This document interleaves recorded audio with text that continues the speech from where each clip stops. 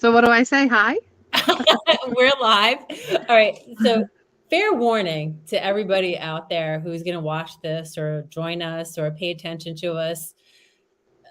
Our guest, Teresa Taylor, today didn't even know that she signed up for this event. Hey, you're not allowed to like throw me under the bus. And, and, I'm just really really impressed that she's here. She's in the car. We had to move We're times. winging it. We're winging it. So we're having fun. So every Monday for Magnificently Made Mondays, we are bringing you different authors. There's 33 of us who have Woo! added, how many days? Oh my God, so close. Who have added a chapter of our lives. Some of us, Teresa's goes through her whole chapter of her life. So I really can't wait to read it and see how it happened. Her chapter is called The Embrace. And we are Yes. just only like, I think only a few days. Say, wait, we're like a week to receive Yeah, the book like 2 weeks. ourselves. Yes. We're going to get to see the book for the first time ourselves, Magnificently Made. It's very exciting. A bunch of us are first time authors. Some of us have been published differently. Some of us have our own books. Some of us have had a dream for writing books. So, Teresa, welcome. I'm Uh, a first timer just like this. First time podcast, first time book, first timer. I, I'm losing my virginity to you. I have to say I have a lot of virgins on both this and Vented Uplift, and then all of a sudden you see them go. Yeah. People go like get over their fear, and then you just go live. You just have to realize it's Oh. just you and I Once talking. I go viral, right? Yeah, you know what? With your sassy mouth, you might. But so tell everybody a little bit about yourself. Um, what do you want to know? It's all such a secret. Um, Tell us anything you're willing to share. Anything I'm willing to share. Um, well, my name's Teresa Taylor. And now it's in the record Um, that you needed to know. that's my married name. Oh, okay. A lot of people, some of my closer friends, know me as Trisha. That kind of got given to me from a high school boyfriend, like really, really early on, and it just kind of stuck. Because I mean, I'm not a Patty, so I'm not a Patricia or Trisha, so it's weird. I'm a Elizabeth, middle name's Elizabeth, so Okay. that I guess could play in there somewhere. But yeah, so I'm not really sure what to say. All right. Um, You have kids, or I are you? have two daughters. A lot about what I write about has to be wrapped around wanting them or the experiences raising them. Um, it kind of takes me from when I was a kid all the way straight through different stages of my life, different obstacles, good and bad. It seems a little more negative than positive in some aspects, but really it's super triumphant. So, I yeah. like the way you just put that. All right, so you had your challenges, whether having the girls or you're experiencing during birth. As we all know, it Mhm. can be traumatic. That's what my chapter talks about when my son was born and needed open heart surgery.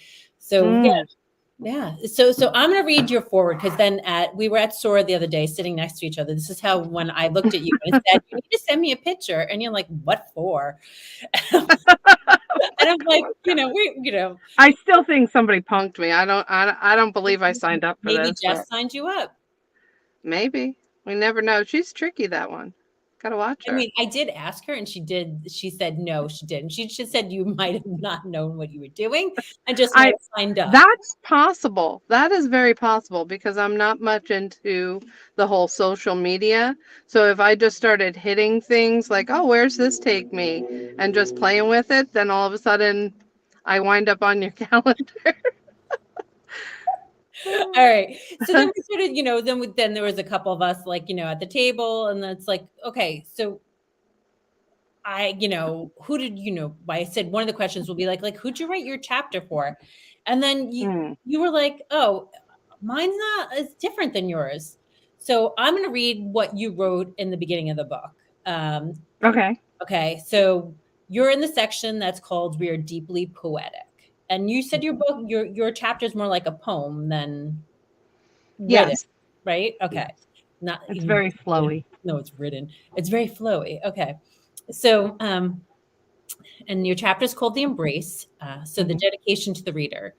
I hate cliches and anecdotes. Conventional would not describe me. This is 100% true.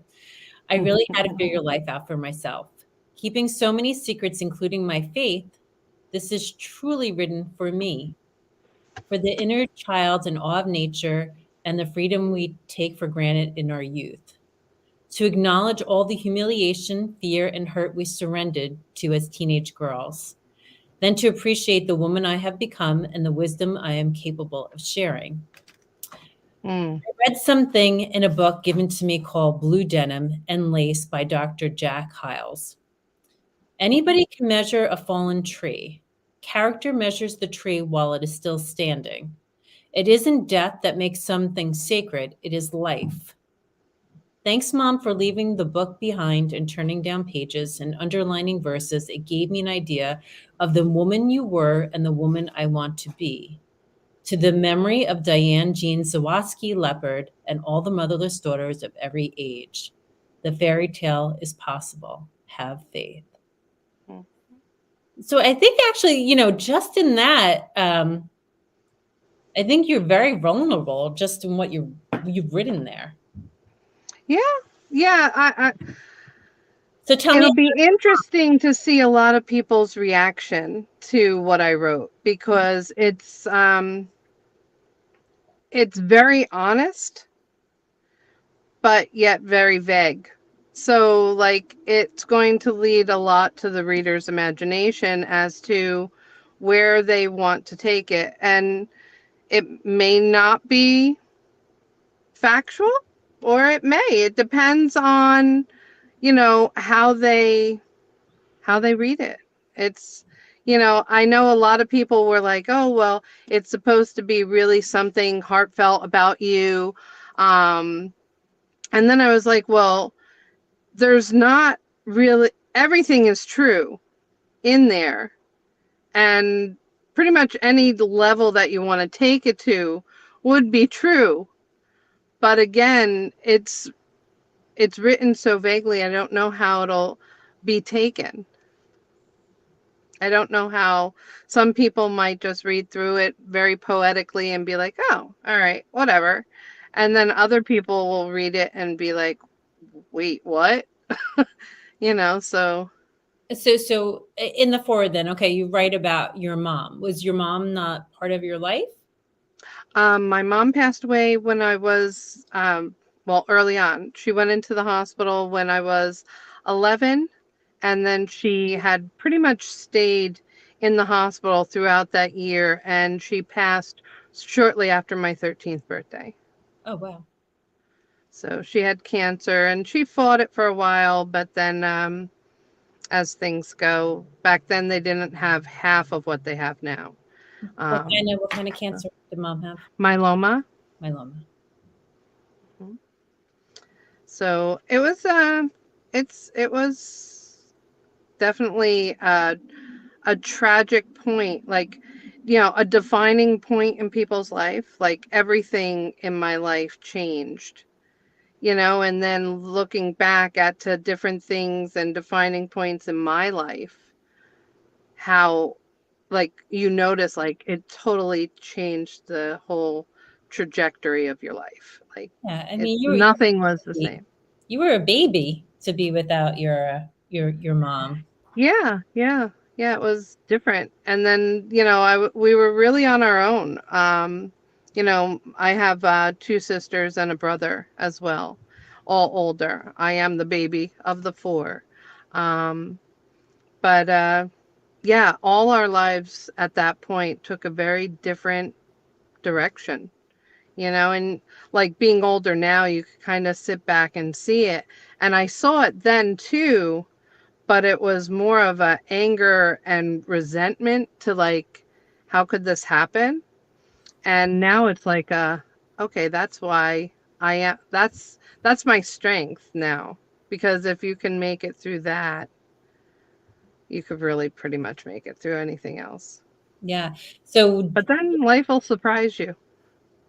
so You'll during read that in the chapter. I can't wait. So do you feel that you were a rebel when you were a teen Oh then? my gosh. Yes. Rebel doesn't quite describe it. You were I was a very independent woman. okay. And then you talk about your faith. So when did your faith come in? Because if you were angry at the Mm. loss of your mom, when did you Well, find your faith and be able to move on and be like, okay, I understand what happened and how now I have strength from it, right? Because takes a yeah. while to learn. Like Mhm. when you go in cancer, right? Some of us are nuts Oh, like me and be like, absolutely. oh, everything's good. I know I'm good already. I know I'm ready. But some people are really angry in the beginning. So how did you get there? Oh, I think the best story I could share about that is faith was always part of our family life. Not like growing up, it was very different because I grew up in a kind of poor middle class neighborhood, and everybody had religion as part of their life, but we weren't all like go to church every Sunday type of families. Um, and I grew up in a Bible Baptist family. You know, my mother was Russian Orthodox, and I went to a Catholic school. So, I mean, when you say like I've had every kind of, faith throughout my life, I've been exposed to a lot of different religions. But religion is very different than having faith, in my opinion. You know, religion is what's out there, and faith is what's in here. So you always are carrying it. But I think the defining moment for me was when my mother was sick. Everybody kind of was leaving and coming and going from the house at certain times, and she was in and out of the hospital for long spans. She would be there, and then she would come home for a short burst. And as her cancer progressed, the time that she got to be home was less and less. And if any of us were sick, or you're going to school, your kids, she couldn't really be exposed to a lot because she could get sick real easily through treatment.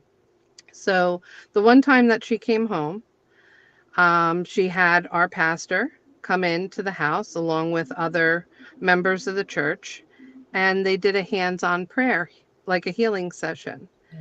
And during that time, one of our pastors asked me, I was the only kid who stuck around, and it at first I was really afraid of it. Like I was scared for what was happening because I was like, okay, they're really doing this. This is real. Like it made it very real. And one of our pastors at that time asked me if I knew how I was being saved and what was going to save my mom. And it was I like I think about it now and I'm still awed by it. Like did he like what? Like how do you ask a child that when they're experiencing what's going on? Like because even though I was young, you're smart enough to know, even though people say, "Oh, well, did you really understand what was going on?" You understand. You know. And like my mom was always so like even in that moment, she was so graceful in her accepting what was going on. And I was just like, all right, well, yeah, I believe in God. I believe in Jesus. I believe that he saved us, you know. And, they brought out scripture and read the scripture line about, whosoever calls upon the name of the Lord shall be saved. And he had that recite, we recited that. And from that moment, I mean, it's always been in the back of my head. Like, all right, like that's the darkest moment I think a child could go through where they're literally recognize, like, okay, this is the end game. Like, my mom's preparing. and to be able to acknowledge that and accept that she accepted it. I see it now so much clearer as an adult, but I knew it then too. You had that sense like, okay, this is real. This is going to be over soon. Like, there's really not much more they can do for her. And that's really what keeps me saying, and I've taught it to my kids, and I've shared it with other people in my life that I thought were very important at different times. And I haven't always been like so vocal about it, because a lot of times with faith it's a tricky topic. You kind of have to be a little easy about it, you know. You don't want to be too much of a Jesus freak, but at the same time. Yeah, yeah, I understand, and especially in today's, what's going on in the world, Mm. I think people don't know what to say, but I think, your belief in God is important, and Oh, it is. we have to be proud to share it, and no matter what faith you are, we have to be proud Yes. of what we believe. So how did losing your mom change the way you raised your daughters? Do you think that you changed in any way? Mm. Did you do anything important? Do you think you're different from another mom out there because you know what it was like to lose your mom? A lot of people kind of, when I first had them, it was like read every book you possibly can, from the Baby Whisperer to Dr. Spock and a gazillion books in between. That kind of made it like, okay, get out your notebook, you're writing down notes. And everybody has this fly by the seat of your pants approach sometimes to raising kids. Like, and that wasn't my approach. I was like, there's got to be a method to this. And that's what I did. And, they were on a schedule. It made it very easy. I'm kind of more, you wouldn't know it of me when I'm out, but I tend to be a more regimented person, which is funny because a lot of people when I'm out are like, who is this woman? Yeah, I'm I kind of remember like, like the first time I met you at Tracy's house. I think that was the first time we met. yeah, that was a fun night. And I was like, who is this fun? I was like, who is this? Because I need you in my life because you were making me laugh like hysterically Yeah, we were very evenly, because you yeah. are so someone of faith, but yeah, you're like a little bit of a you have a little weird sense of humor like I do, so Yeah, yeah. It's fun to be a little spicy. yeah, spice of life. Yeah. So I think that's beautiful. And do you keep the presence of your mom alive with your girls? I'm not I don't know. I don't when you say presence of my mom, I To am be the presence of my mom in their life. So when I do certain things or I'm enjoying certain things or dancing in the kitchen, that's a big thing growing up. Um, I spent a lot of time in the kitchen with my mom. Or at the dining room table doing crafts, or just a lot of hands-on involved. Even if you're silent, I feel like that type of time really speaks a lot, especially with girls. You don't have to say a lot. I think that silence is underrated. Everybody thinks there has to be this big conversation, or, you know, sometimes there's just a lot said when you can sit in silence and just be in the moment. and so it's how many years past your since your mother's loss, it's 20 years since my Mhm. father died of lung cancer. What words of advice would you have to somebody? We've have a few friends in common that just like lost family members to cancer. Mhm. What would you say to them?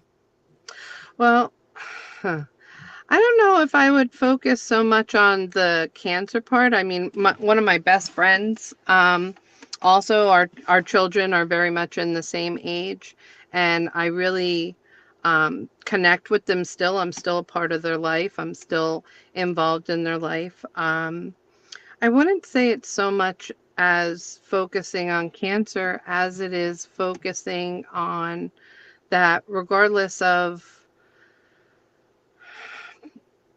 when you get knocked down, you got to stand back up.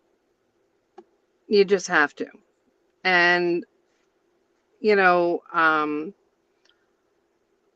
they're Resilient. not lost. Like they're not lost. A lot of people say, "Oh, well, you lost a loved one." No, I mean, if you have faith, you know exactly where they are, and you could be joyous in that. Some people say, like, we just had a thing in church. Our pastor did this series about common things that are said, but that aren't really in the Bible. And there were like a lot of questions about, like, all right, do you really meet your loved ones when you go up to heaven? Are they up there just waiting for us? Do they guide us through our lives? And the pastor said, no, I think they're really just up there enjoying being in heaven. And I kind of chuckled, like, yeah, I could see that, you know? But at the same time, the idea of them being there and looking down on us um, kind of guides us. Um, it's not a WWMD, like what would mom do thing.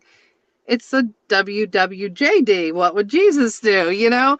Like, I think that they're up there and we know it, and they're not really guiding us, but the idea and the faith that we have that they're there is what guides us. Um, that's what's guided me. I can't speak to anybody else and how they really internalize death or loss. But for me, it's more like it's always been more of a I can do this. Like, you can still do this. You're here for a purpose, and you'll figure it out. Figure it out. I Keep think that. going. So the one question I like to ask everybody is that, 'cause I have to let you get back to work. It, Yes. did you sign up right away to be a part of the anthology, or were you I did fearful? not. You got, I didn't sign up right away because I'm as you know, I'm not really good with all this media and Facebook and stuff. And I happened to be talking to Jessica because we talk quite often, and our lives are kind of emerged together. And she had mentioned it. And to be honest with you, as soon as she said it, I was like, you know what? I'm doing it. I'm going to do it. So I didn't know it was a thing that was even out there, but when she did ask me, I was like, yes, I'm doing it. So, yeah, I was ready to kind of take a leap of faith. hmm, I like that. And how can people find you and buy your book? Okay. You could go to the website. So It's go it's ahead. on my Facebook page. Anybody who knows me can message me. Anybody who doesn't, they could visit Magnificently Made and look for my photo and click on it and purchase it there. We're going to be having events, so I'm sure there'll be other things posted of ways that they could connect or come out and celebrate with us, whether it's with one of the other 33 or myself. Um, I plan on being out there for everyone, so It's going to be fun. I know it will be we're getting fun. close. It really is getting so close. It's So an amazing group of women. I mean, when you think of all the different, like, just roles, like, I mean, there's women who have just been, like, they are housewives to media moguls to, I mean, there's every aspect of a woman that is really covered in that 33. Every aspect, any woman, even any man out there who just wants to get a glimpse of, like, how our thought process works, or even faith in general. I think they would find it really uplifting and just fun to read. yeah, I really I can't wait to read your chapter. I'm very Yeah. curious, but my Yeah, mind's going I to wonder if you'll feel the go. embrace. So I'm going to have What? you. My mind's going to go all this way. Yeah. Trying to say, best mom ever. Love you, Claire. Aw. Huh? Your daughter, Claire, Oh, yeah. she's on. She's Oh, awesome. very inspiring and insightful. Here, like if I go like this, I can just see it, right? Very Oh, look at that. insightful. Best mom Love ever. you too. I love you both. That is very sweet. Yes, your mom is funny, and uh, and I like this other side of you that I didn't know about, this whole faith side. So I Yeah. love it. So everybody go to magnificentlymade.net. You can go Yes. to Teresa's photo, read all about her, go underneath to purchase it. There is a button down at the bottom if you can't decide, but that's how we're splitting it all up because there's 33 of us and trying to split up Yeah. 33, or some of us have Any individual. picture that intrigues you, press on it.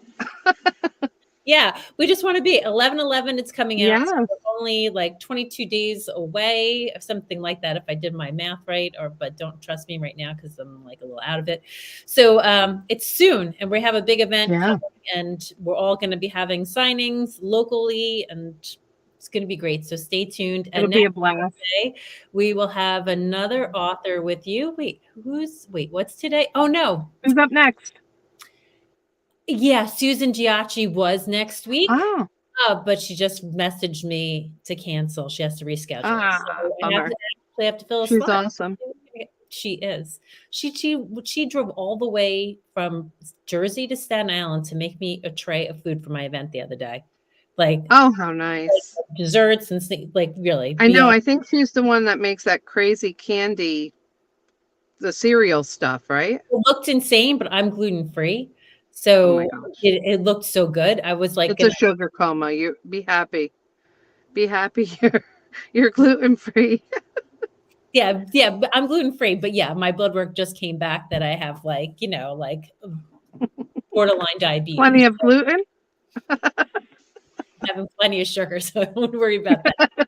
All right, everybody, thank you for joining us for this All right. Magnificently Made Monday. Teresa Taylor, thank you so much. And we're Inspired Girls. If you want to write a book yourself, reach out to our publishers, Justin and Jen. You never know. Be in a group with Yeah. this women that are The really. next book could be you. That's right. All You right. never know. All right. Enjoy your day. All right. Bye. Bye.